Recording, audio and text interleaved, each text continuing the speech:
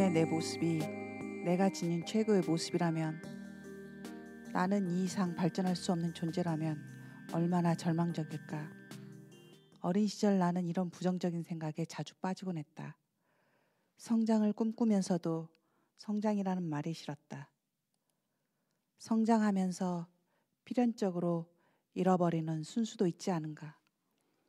게다가 성장이라는 말엔 남들처럼 사회화된다는 뉘앙스가 포함되어 있기에 더욱 성장이 두려웠다.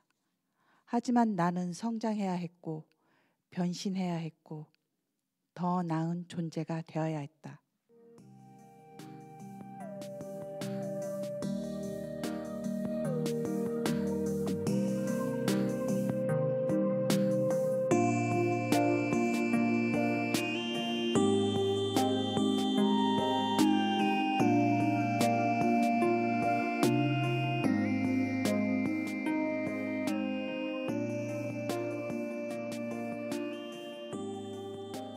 오늘은 제가 존경하고 애정하는 작가 정여울님의 작품 속 문장을 빌어 오프닝을 시작해봤는데요.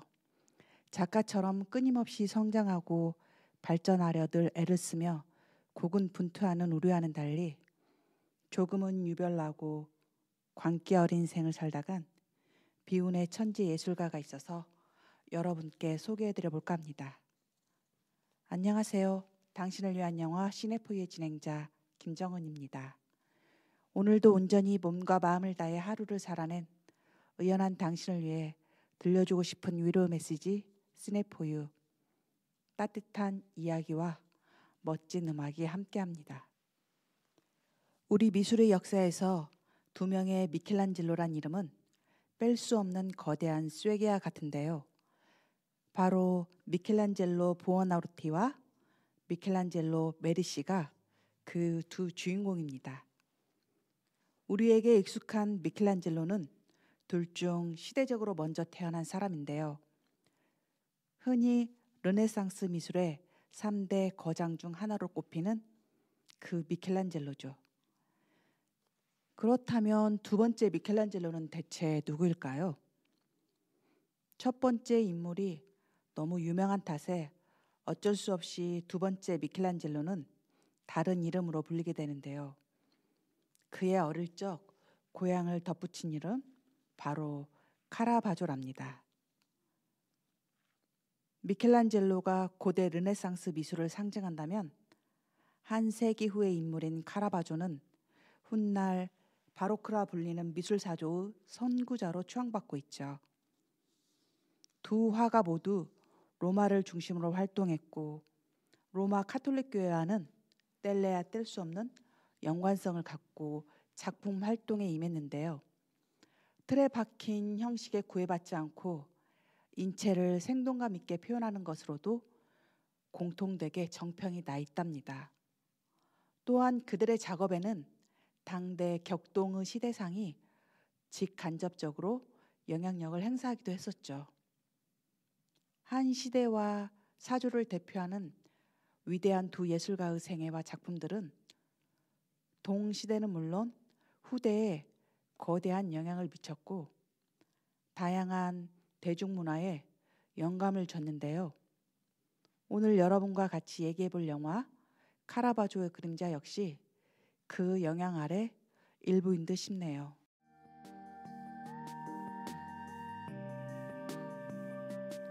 영화는 르네상스와 뒤를 이은 매너리즘의 시대에 그 본산이라 할 이탈리아와 로마의 일상 풍경 재현에 무척이나 신경 쓴 흔적이 역력합니다.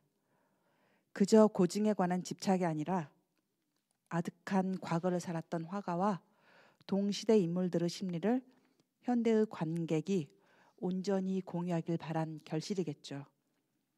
유럽을 정신적으로 지배하던 로마의 권위가 종교개혁으로 위협을 당하던 상황에서 새로운 시대 변화에 조응하려는 기운과 몰락의 두려움으로 반동적 형태로 치닫는 퇴행이 영화의 주인공 카라바조란 인물을 둘러싸고 대립합니다.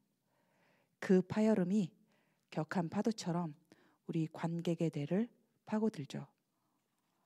위대한 작품을 남겼지만 사생활은 문란하게 묘사되던 카라바조의 삶을 영화는 시대의 정신의 표출과 과도기적 천재의 비극적인 삶으로 재해석하고 있는데요.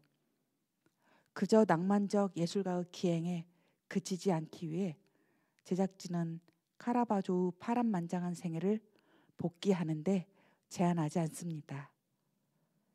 가상의 설정을 통해 카라바조가 영향받은 시대상 그리고 그의 정신이 계승되는 단초를 함께 풀이하고 있는 거죠. 화가는 잦은 사고로 감옥에 구류되곤 합니다. 어느 날 그는 잡범인 자신과는 전혀 다른 중죄인과의 운명의 만남을 겪는데요. 그 운명은 바로 도미니크의 수사 조르다노 브루노랍니다. 유럽인의 정신세계를 뒤흔들었던 코페르니쿠스의 지동설과 함께 지구는 자전하며 우주는 무한하다는 다원 우주 개념을 설파한 바로 그 이름이죠. 브루노는 당시 교회가 공식 교리로 인정하던 천동설과 유한한 태양계 우주론에 불복하고 이성과 양심의 자유를 부르짖다 종교 재판에서 이단으로 화형을 당하고 마는데요. 하지만 끝끝내 자기 입장을 철회하진 않습니다. 그가 처형당하기 전날 밤에 신념과 함께 죽음에 대한 두려움을 카라바조에게 솔직하게 피력하는 장면은 그저 예술가의 치기 어린 낭만으로 반항하던 화가 카라바조를 각성으로 이끌게 됩니다. 선고받는 나보다 선고하는 당신들이 더 공포에 떨고 있다. 도미니크의 수사 브루노가 남긴 유명한 경구가 재현되는 순간 카라바조는 사상의 자유를 자신의 그림으로 구현하는 가시밭길을 걷기로 결심합니다. 그를 모르는 백성에게 누구나 뜻을 해석할 자유를 자신의 직업으로 구현한 것이죠. 자신의 작업으로 구현한 것이죠. 거기에 덧붙여 고뇌하고 번민하는 자신의 표정을 작품에 삽입하는 것으로 그만의 고해를 치르기도 합니다. 미켈란젤로 메디시 다 카라바조, 16세기 이탈리아의 화단을 주름잡았던 천재화가 기존 화풍의 틀을 깨는 파격적인 기법과 독창적인 해석으로 화단에 새 바람을 몰고 왔던 인물. 현재 이탈리아에서는 화폐에도 등장할 만큼 유명한 예술가로 추앙받고 있는데 우리에게는 여전히 너무나 생소하고 낯선 이름이랍니다. 당시의 종교화는 천군 천사가 등장하면서 예수나 성모 마리아와 같은 성서의 주인공들은 무조건 성스럽고 아름답게 표현되는 등 속된 것과는 거리가 먼 고귀하고 성스러운 것들로만 표현되었답니다. 우리에게도 낯익은 미켈란젤로, 레오나르도 다빈치의 작품들을 떠올려 보면 우리 청취자분들은 좀 더 쉽게 이해가 갈 텐데요. 하지만 카라바조는 단 한 번도 그러한 종교화를 그리지 않았다는 것, 여러분 혹시 알고 계셨나요? 그는 당시에 매우 일상적인 풍경들과 평범한 사람들을 성화의 주인공으로 삼았다고 합니다.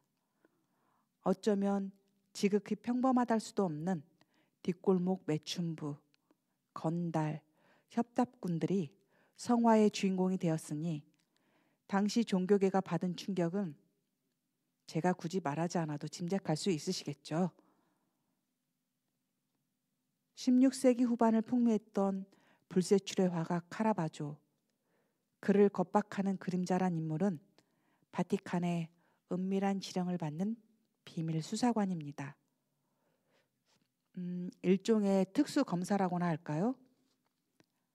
이 그림자는 도피 중에도 계속 체제 저항적이며 신성 모독의 그림을 그리는 카라바조를 붙잡는 데 성공합니다.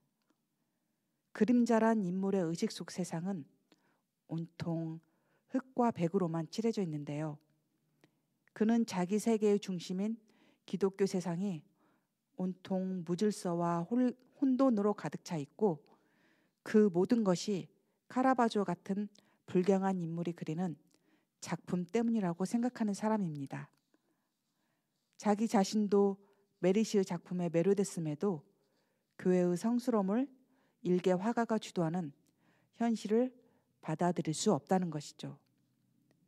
교회는 자신 같은 사람들, 즉 기득권자들의 것이고 세상 역시 자기 것이라고 생각합니다. 그런 그의 생각이 너무 단단해서 결국 세상 전체에 비극을 만들어내고 마는 것이죠. 영화 카라바조의 그림자는 중세시대를 살아간 한 인물의 행적을 쫓는 얘기임에도 묘하게 2020년대 우리가 살고 있는 오늘날 현실의 부조리함을 예리하게 지적하고 있는 것 같아요. 이런 걸 두고 이야기가 시 공간을 넘나든다고 표현하는 걸까요? 정사로만 보면 카라바조는 살인범으로 기록되어 있습니다. 거듭된 폭력 전과에 성추행을 일삼았으며 매음굴에서 환락에 취해 살았고 동성, 특히 어린 남자아이를 좋아하는 소아성애자였다고 기록되어 있는데요. 그건 표면적으로 보면 사실일 수 있습니다. 그러나 사실이 모두 진실은 아니겠죠. 예컨대 카라바조가 살인을 하게 된 이유가 혹시 정당 방위의 과정에서 벌어진 일은 아니었을까요? 그가 매음굴에서 많은 창녀들과 지냈던 것은 그들에게서 낮은 곳에 임하려 했던 예수의 심성을 발견했거나 발견하려 했던 예술가로서의 노력 때문은 아니었을까요? 카라바조가 그렸던 메두사나 유디트, 도마뱀에 물린 소년, 골리앗의 머리를 든 다윗, 그리스도의 체포 같은 걸작들은 그가 자신을 그린 것이거나 그가 직접 본 행위를 그린 것이랍니다. 카라바조는 자신이 본 것을 통한 상상만으로 그림을 그렸던 건데요. 카라바조 이전에는 모두들 이식된 기독교 사상의 판타지를 표현하기 바빴습니다. 카라바조 이전의 르네상스 미술은 색채와 풍경은 화려했지만 그 이면에 담긴 어둠은 그려내지 못했던 거죠. 카라바조가 만들어낸 바로크 미술 양식은 그가 세상을 있는 그대로 바라보려는 겸허한 예술적 태도에서 시작되었습니다. 결국 카라바조는 중세 리얼리스트였던 셈이라고나 할까요? 오늘 소개해드린 영화 카라바조의 그림자를 감상한 관객들은 분명 이 영화가 주는 울림에 주목해야 할 이유가 있을 것입니다. 마지막으로 화가가 영화 속에서 생을 걸고 증명했듯 온 세상에 어둡고 추한 것까지 포괄하는 사랑은 모든 것을 이긴다는 문장 끝으로 다시 한번 불변의 진리를 되새겨 보면서요. 바이올리니스트 데니구가 들려주는 바흐의 샤콘느와 함께 하시겠습니다. 지금까지 당신을 위한 영화 시네포유의 진행자 김정은이었습니다. 무탈하고 평온한 여러분의 하루를 기원합니다.